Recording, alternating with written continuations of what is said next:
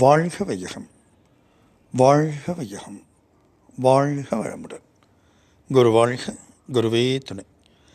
அனைவருக்கும் இனிய காலை வணக்கங்களும் வாழ்க வளமுடன் என்ற மனதார்ந்த வாழ்த்துக்களும். இன்றைய சிந்தனை, நான் ஜாக்கிரதை.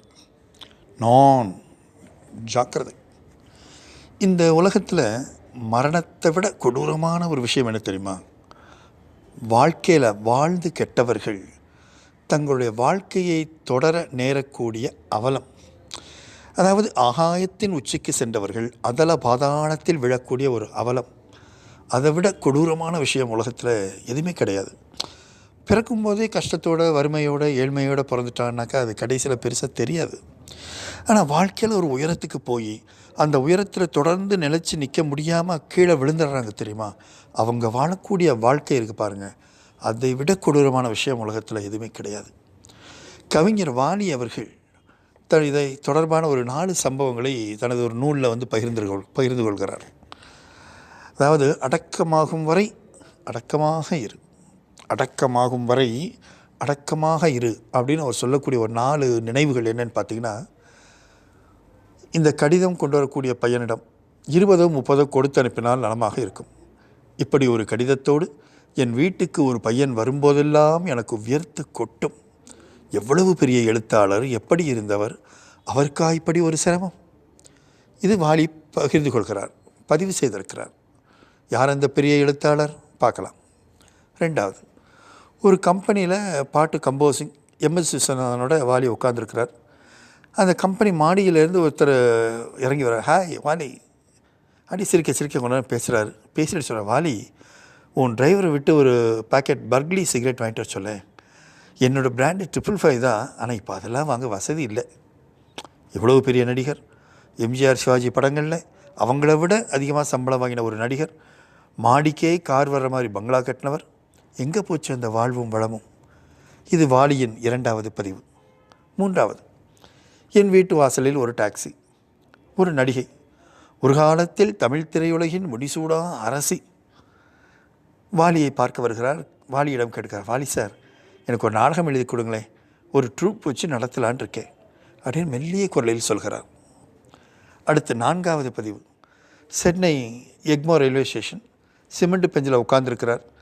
அன்றைய தலைமுறைக்கு யாருக்குமே அவர் தெரியல. ஆனால் வாலி கவனிச்சிட்டார். ஓடி போய் அவருக்கு நமஸ்காரம் பண்ணார். அண்ணா நமஸ்காரம், நானும் திருச்சிக்காரன் தான், இப்போ சினிமாவில் பாட்டு எழுதிட்டு இருக்கேன், என் பேர் வாலி அப்படின்னு அறிமுகப்படுத்தின்ட்டு அவரை வணங்குறார்.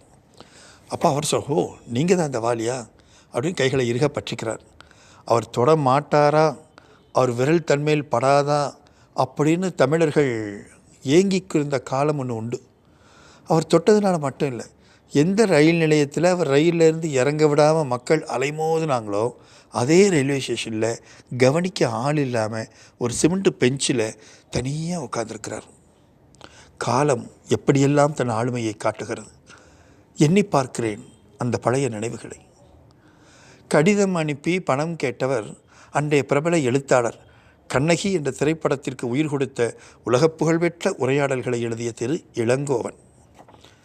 பர்க்லி சிகரெட் வாங்கிட்டு வா, எனக்கு 555 சிகரெட் வாங்க வசதி இல்லை அப்படின்னு வாலிக்கிட்ட கேட்டவர் மாடி வீட்டு ஏழையான திரு சந்திரபாபு.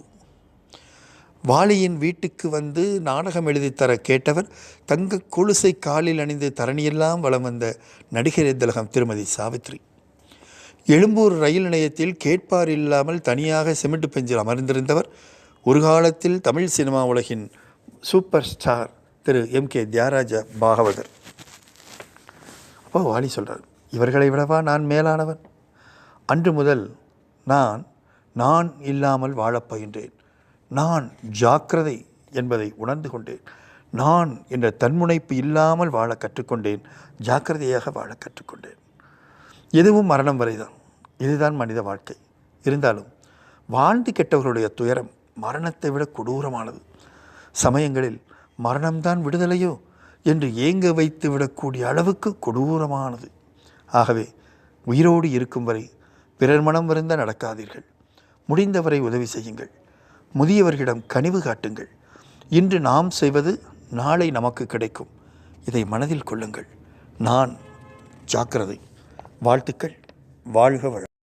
உயர்ந்த இடத்தில் இருக்கும் போது உலகம் உன்னை மதிக்கும். உன் நிலைமை கொஞ்சம் இறங்கி வந்தால் நிழலும் கூட மிதிக்கும். உயர்ந்த இடத்தில் இருக்கும் போது உலகம் உன்னை மதிக்கும். உன் நிலைமை கொஞ்சம் இறங்கி வந்தால் நிழலும் கூட மிதிக்கும். மதியாதார் தலைவாசல் மிதிக்காதே என்று மானமுள்ள மனிதனுக்கு அவ்வை சொன்னது. அது அவ்வை சொன்னது, அதில் அர்த்தம் உள்ளது. இந்த சேனல் உங்களுக்கு பிடிச்சிருந்துச்சுன்னா சப்ஸ்கிரைப் பண்ணுங்கள், பெல் பட்டனை ப்ரெஸ் பண்ணுங்கள். தேங்க்யூ.